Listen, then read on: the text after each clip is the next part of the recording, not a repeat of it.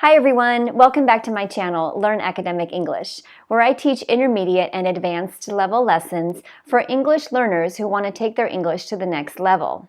In today's video, I'm going to be continuing my series of videos about English sentences, and I'm going to give you a short but sweet lesson about comma splices and run-ons. Before I get started, I'd like to remind you of a couple things.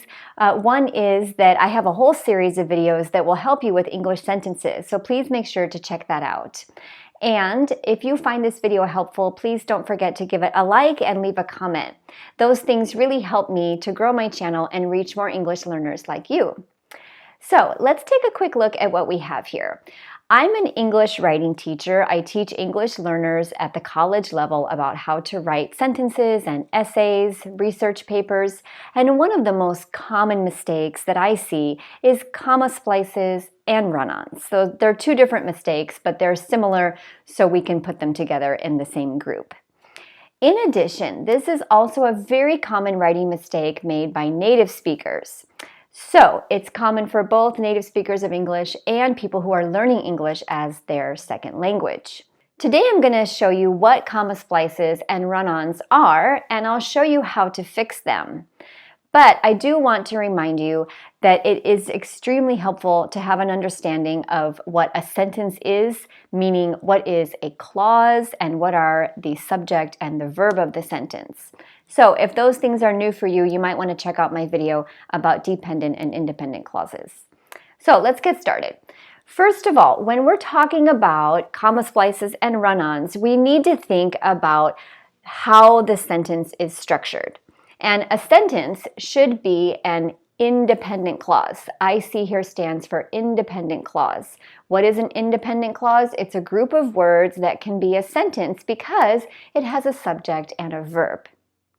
Now, one common thing that we do with sentences is that we put two independent clauses together. And I'll show you an example in just a second, but how do we do that? So we have a clause. That's a group of words that has a subject and a verb. Basically, it's a sentence. And then we have another one that we want to put together. For example, I love ice cream, but I hate cookies. Okay, that would be this type of sentence. I love ice cream. That's the first clause. It has a subject I, verb love. In the second one, I hate cookies, subject I, verb hate. We join them together by putting a comma and then a conjunction. I love ice cream, but I hate cookies. Okay, so there we have two independent clauses joined with a comma, and then this purple mark here is standing for the coordinating conjunction. What's a coordinating conjunction? We also call them fanboys because it stands for the conjunctions for, and, nor, but, or, yet, and so. So again, we can use those conjunctions in the middle there and join two clauses with a comma. So when we're thinking about writing that you do for school, we're thinking about a pretty formal style of writing. And the rule tells us that when we put two clauses together, we need to have a comma and one of these words to make a compound sentence. And I have a video all about how to use coordinating conjunctions. So today's topic is about pickleball. Okay, so let's take a look at the first one. Pickleball is similar to tennis, but it is played with wooden rackets. So if we look at this sentence, this is correct, and it follows this pattern. Pickleball is the subject. The verb here is. Pickleball is similar to tennis. That's our first clause. We're going to join it together with a comma and but. And then in the second clause, we have the verb it is played. Subject it, verb is played, with wooden rackets. We're joining two clauses together. This is our first clause, this is our second clause, with a comma and the conjunction but. So this is correct. Now, what happens? A lot of people who write in English make mistakes with this because either they forget the conjunction and they join the two sentences together only with a comma, or they forget both the comma and the conjunction. So this would be a comma splice, and this is a run-on. So let's take a look at the mistake. Pickleball is played outdoors. The court is concrete. Okay, so what do we have here? We have subject pickleball, we have the verb is played. This is the first part of the sentence. And what we can do here is that we have a few options. We can put a period and say that this is a simple sentence, or we can join it to another clause. The court is concrete. Now, if we want to join these two clauses together, we have to follow our formula. Independent clause, comma, and then we need our coordinating conjunction. So what coordinating conjunction would go well here? Probably and, because this is talking about another related idea. So again, if we don't have the conjunction, it is a mistake, and that mistake is called a comma splice. So how do we correct it? We add the conjunction. Okay, let's look at the next one. It is one of the fastest growing sports. It's not popular with young people yet. So what do we have here? Well, we have subject, it, verb is, and again we have subject, it, and verb is. But this sentence has two parts, it has two clauses, but we forgot the comma and the conjunction, and this is called a run-on. And you can think that the sentence kind of runs on, it just keeps continuing without the proper punctuation. How can we correct that?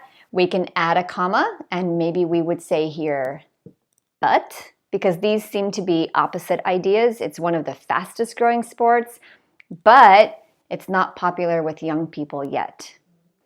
Another thing that we could do is we could put a period, and we could make a new sentence, and that would be okay also. I prefer using but because it adds more meaning to the sentence. It adds that contrast meaning. However, it is correct to use a period and then make a new sentence. Okay, let's look at the next one. Pickleball is easier than tennis. Seniors especially love it. So let's think here. Is this a comma splice or a run-on? This is a run-on because the punctuation and the conjunction are missing. How can we correct this sentence? Well, first let's just double check. We have pickleball as the subject and the verb is, and then over here seniors is the subject and the verb is love. So we have independent clause, independent clause. Now we need to add our comma and our conjunction. So let's add the comma and then let's think. Which conjunction would go best here? Pickleball is easier than tennis. Seniors especially love it.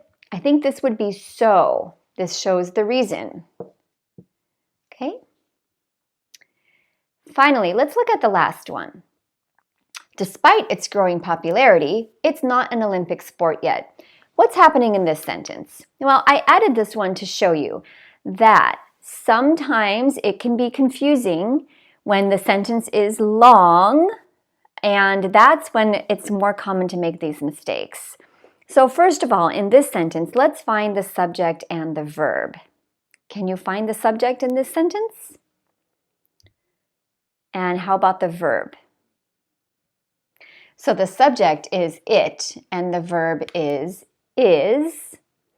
What's all this over here? This is what we can call an introductory phrase. Despite is a preposition, and then this is a noun that comes after. There's no subject and verb here. This is just a phrase.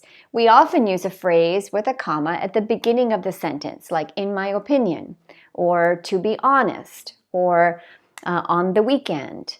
Those are also introductory phrases. So, what do we have here then? We have a simple sentence. We have one independent clause. Now, we can add a second clause to make a longer sentence. So despite its growing popularity, it's not an Olympic sport yet. Maybe we want to say, but I think it will be. It will be an Olympic sport. So here, what do I have? I have my subject, I, and I have the verb, think. And we are going to join those two clauses together with a comma. So now we have our formula. We have our first independent clause with subject and verb, and we have our second independent clause with subject and verb, and we have our comma, but. So again, I just wanted to show you this one so you can see that sometimes a sentence starts to get longer when we add more things, and that's when it's easier to make these mistakes because we might start to get confused as the sentence gets longer. So the lesson here is that don't forget the formula that you can join two independent clauses to make a compound sentence with a comma and a coordinating conjunction in the middle. There are other types of sentences and other types of ways. For example, we can also use a semicolon and we can use a word like however and comma. There are other types of things you can do, but this is the most common one that we see where people make the mistake of a comma splice where they join only with a comma, or a run-on where they forget the comma and the conjunction. How can you fix that in your writing? After you write, you need to go back and read your writing sentence by sentence.